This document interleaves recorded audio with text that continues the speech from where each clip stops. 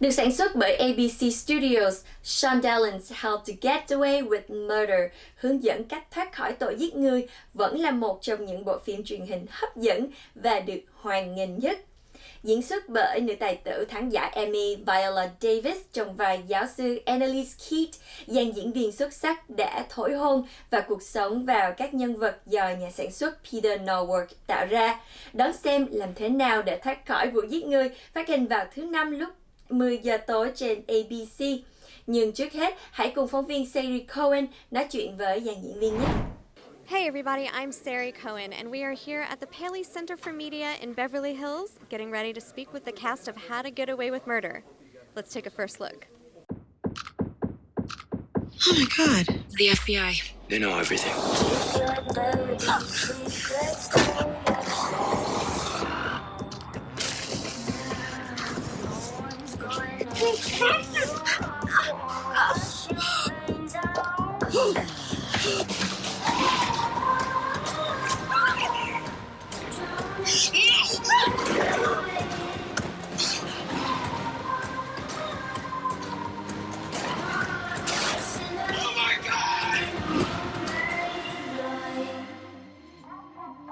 Why is your penis on a dead girl's phone? I do want to ask you specifically about Viola Davis, working with her as an actor and producer. What's that been like? Viola is a teacher through and through. She's a magical storyteller. She has really strong instincts. She challenges me to write things that are more daring and more inspiring than I could have ever written just on my own. You've all seen her give a speech and she's inspiring. You want to get up and cheer and take on whatever cause she's talking about.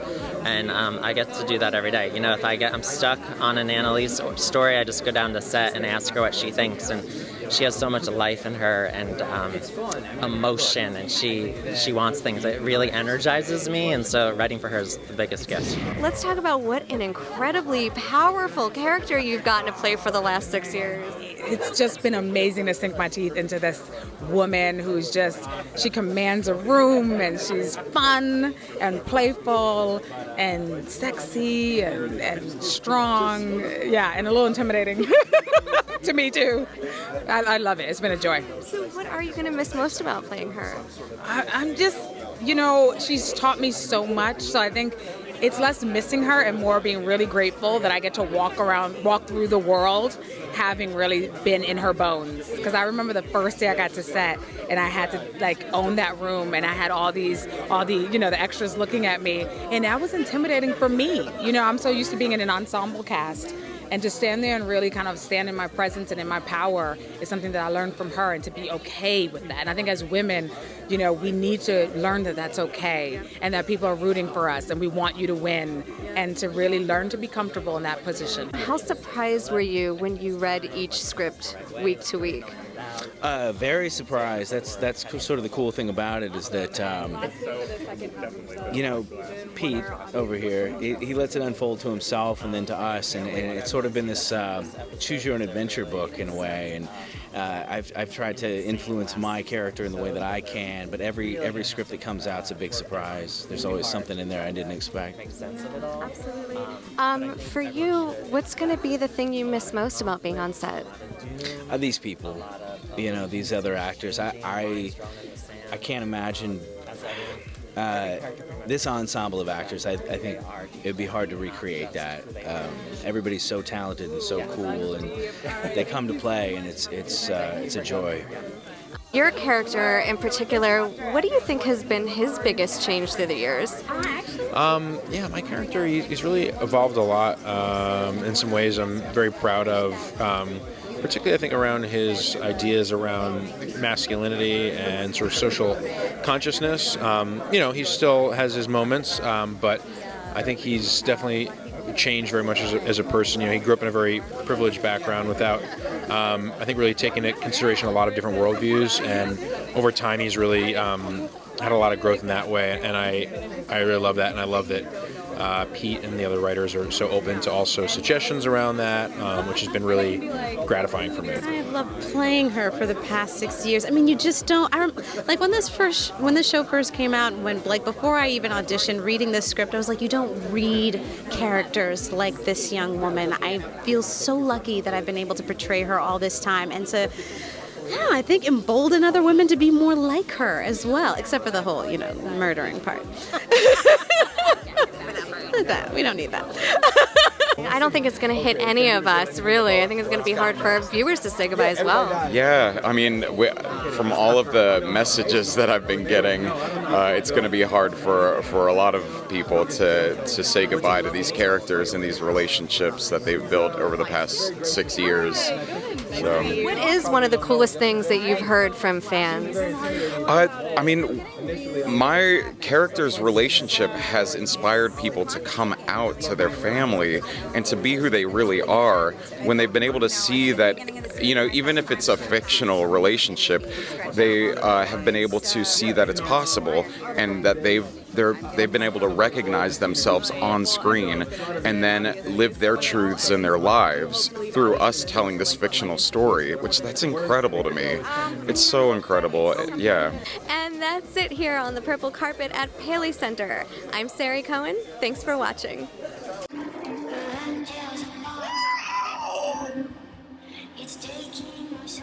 You did your best.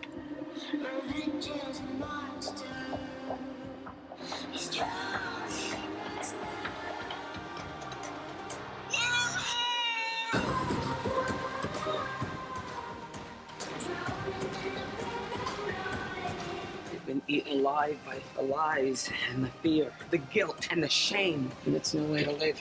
We could have buried it. We could have buried all of it.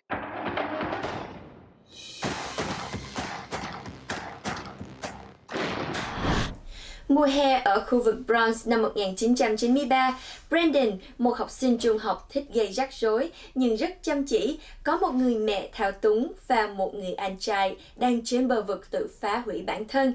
Eva, một người phụ nữ trẻ, sáng sủa, sắp bắt đầu chương trình đại học nhưng lại có một áp lực phải khiến gia đình tự hào, trái với những ước mơ và hy vọng thật sự của riêng mình. Mối quan hệ của đôi trẻ càng phát triển thì càng phải đối diện với những nguy cơ sẽ tan tình yêu của họ. SUZY GUTLER đã có mặt tại buổi ra mắt phim. Hi, I'm SUZY GUTLER, and we're at the world premiere of Angelfish right here at the United Palace in New York City. Let's take a first look. So I bet you do something really smart, right? You work or go to college or anything? I got accepted to Bronx Community College in the fall. What are you gonna study? Accounting. Why'd you say it like that? You just said it like it was a punishment or something like that. Te llamó Rafael, que dice que lo llames cuando puedas. So are you doing anything right now? No. You think I could take you somewhere? No. Why not? Because I don't know you. Come on, it'll be fun. You know, I get the feeling that you are the reason I haven't been seeing a lot of my Brendan around here recently. Claire says she's seen you come into this house, my house. I warned you about these girls, Brendan. I told you they're only looking for somebody to take care of. Mom, it's nothing like that. Yes, it is, because you never listen. And neither does your brother. Cops said you were dealing. Is that true? Team was dealing. Cops show up and everyone ran and they got me. It's a love story in the Bronx, set in the Bronx in the 90s, and it's about an Irish-American guy who meets a Puerto Rican girl in this summer that reshapes their entire lives. They meet coincidentally, and it reshapes their entire lives and their worldview and how they see things. Yeah. And what was your original inspiration for this film? So I've known for maybe 4 or 5 years that this movie was going to be my first feature, and the reason why I knew it is because it's originally inspired by how my parents met in Dublin in the 50s and 60s, and they're these two people from completely different worlds and completely different people, but it's almost like opposites attracting, and they fell in love, and their world completely opened up when they met each other. And so I kind of took that story that I was inspired by and set it in this city that I've really grown to love as I moved here. Originally, when I auditioned, I had curly hair. I came in feeling and looking the part, which was a Dominican character, and I look completely different than what I look now. You're probably not going to recognize me in the film, But yeah, I got to play my dream role, portraying a Spanish character, someone who I can relate to, a Dominican role. It just felt like it was me back in 1990s, and we all connected. Some way, somehow, the minute we all met, the 4 friends, we all just connected on set. So that was beautiful. They were easy to work with, super simple. Yeah, and then Peter, the director, let us improv, and not a lot of directors let you do that. So yeah, we were able to add some slang into it, some spice. I can't wait for you guys to see this tonight. It's going to be a mix of just love, passion. I'm the jokester. This was, out of all the characters that I've gotten a chance to play, I feel like this was the most relatable that I've ever had. Usually I like to maybe find like a voice or some sort of physicality to kind of hook into a character, but with this, I just thought maybe the best thing to do it was just to be as honest as possible. And just the choices that he makes, like he doesn't want to hang out with the kids on the street corner, and he doesn't want to do the typical thing that kids from his neighborhood do, which is very good, but it also leaves him very lonely. And there's not a lot of people that he can really connect with and kind of is on the same mental level as him. And I had a great upbringing, and I have a lot of great friends from home, and I love my home, but just wanting to be an actor and wanting, having a lot of these goals. Not a lot of my friends did. They all went off to have the 9-to-5 jobs, and so it was very lonely for a while, but I found people in my life that really support me and I could take this ride with, and it's been really exciting. It's the same thing for Brendan. Probably one of the most life-changing experiences of my life. I had a lot of fun preparing and collaborating with Peter Lee, the director, and it was really special to become executive producer and collaborate on a lot of things such as casting, wardrobe, music styling. So that's something I've always wanted to be a part of, the film, directing, and acting. And it's kind of just a dream come true of mine. And I'm really excited. I think that the whole cast is just so talented and wonderful, and the crew and the people that made this movie, they're wonderful people. And I'm really happy to see this. I always said that we're all together, we're making a baby. And we made it in October 2018, and a year later the baby is being birthed tonight. So I'm really proud of our baby. And now that you've kind of forayed into the film world, are you tempted to make more movies? I am. I'm definitely going to make more movies. This was just my segue in. I've actually had to turn down movies because of scheduling and music, but I love film and I love acting and I love bringing new characters to life out of theatrics. And that was the world premiere of Angelfish right here in New York City. My name is SUZY GUTLER, and you're watching Hollywood First Look Features. Hey, T, you need to see me again. You know where I live. I do know where you live. Eva, you have a visitor. ¿Qué es lo que a ti te pasa? Tú sabes todo el sacrificio que yo he hecho para que nosotros estemos aquí, y a ti evidentemente no te importa. I gotta take care of my family. Listen, I get that, but it doesn't mean you can't do what you want. Is this really what you want?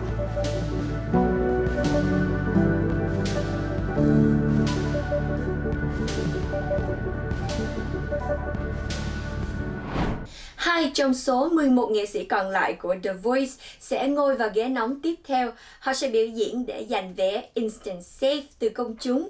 Một người sẽ về nhà, trong khi người còn lại tham gia Top 10 cho các chương trình tiếp theo.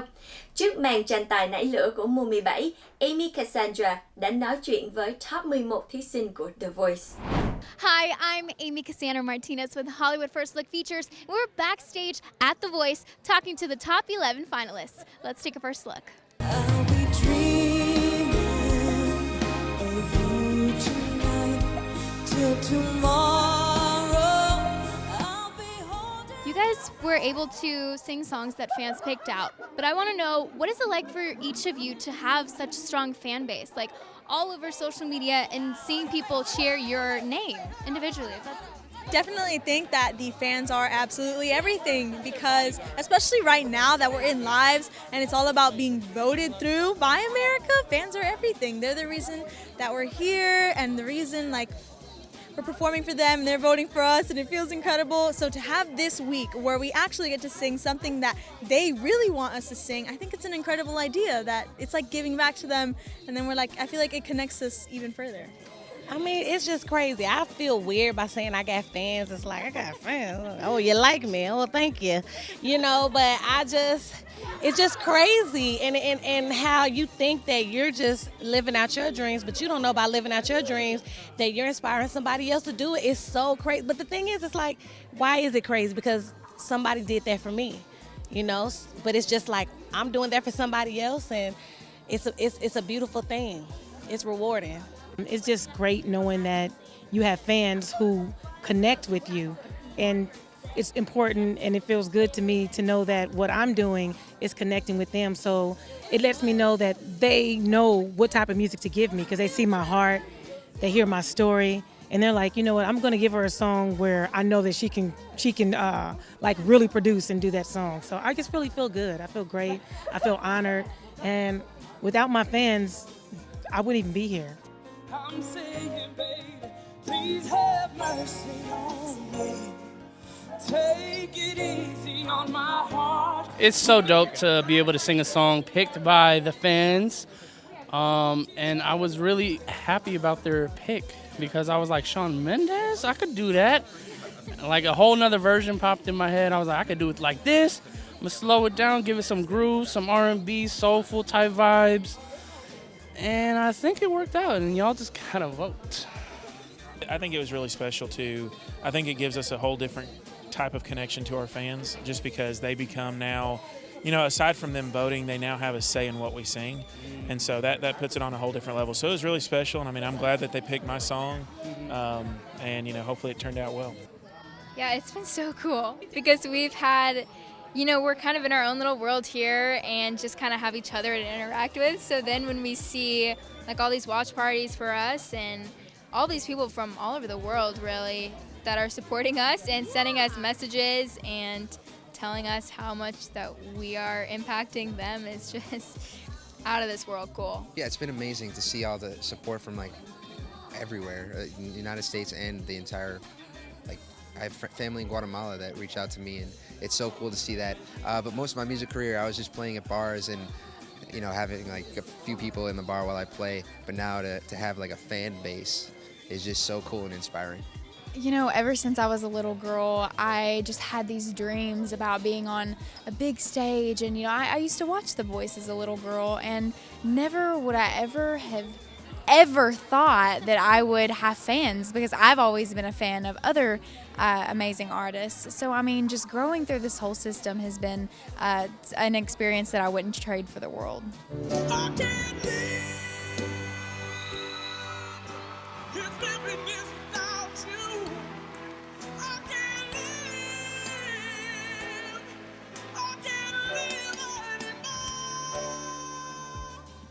It's super dope.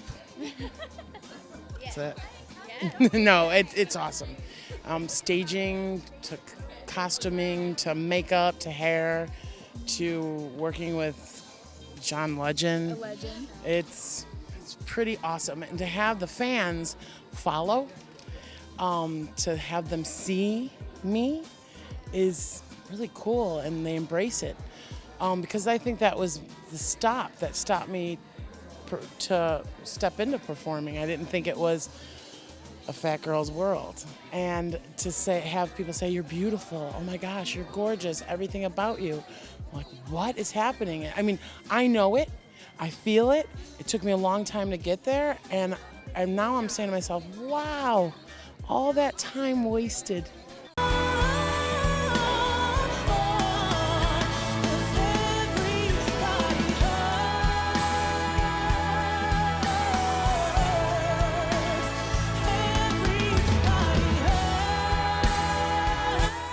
To me, it's rewarding. It shows that, like, I get to see that I have more in me than I imagined that I have more in me. And when I first started, like with the blinds, I was nervous. No matter how much I was like breathing in, breathing out, I was nervous because it's like, okay, you're really here. You're really here on this stage that you see on TV, you know, and it just shows that I can do this. I can do this, and I feel really good. I feel confident, and I'm just grateful for this opportunity. Thank you guys so much for watching. Make sure to catch The Voice on NBC. I'm Amy Cassandra Martinez with Hollywood First Look Features. And that's a wrap. Và phần phỏng vấn vừa rồi cũng đã khép lại chương trình của chúng ta ngày hôm nay. Đừng quên follow Hollywood Pursuit Features trên YouTube, Facebook và Instagram nếu quý vị muốn được cập nhật những tin tức mới nhất từ showbiz. Hollywood Pursuit Features sẽ được phát hình 2 ngày cuối tuần, thứ Sáu và thứ Bảy. Tino Dinh xin được hẹn gặp lại quý vị vào chương trình lần sau. Happy Holidays!